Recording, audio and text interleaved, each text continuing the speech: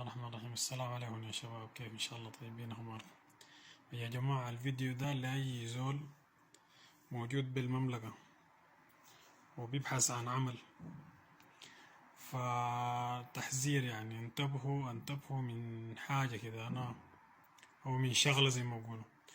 بعض الناس يقول لك الواحد أنا عايز لي مشرف وراتب 3000 ومعارف 40 ريال يوميا مصروف وعندي معارف ايش وايش، بس شرط الأساسي عشان ما تعمل لي حركات أنا عندي العقد يعني مطبوع طباعة ورق، ما برفعه في قوة عشان ما أتحمل بعدين لما نختلف وكده ما يكون يعني مقيد. والشي التاني يعني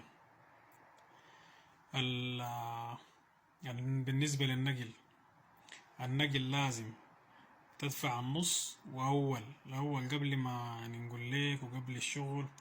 بعدين أول ما تحصله تتفق تقابل الشخص تسلمه حق النقل ويمشوه تاني.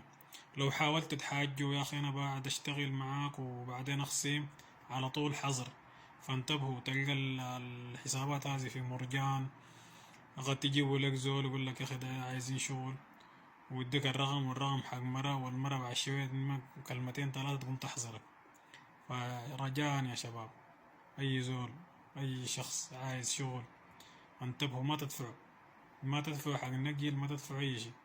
ده نصب جديد يعني ممكن بكرة بعد بكرة تسمعوا لك والله فلان اتصل عليه في 2000 في 3 في 1000. المهم اعملوا حسابكم والله الموفق.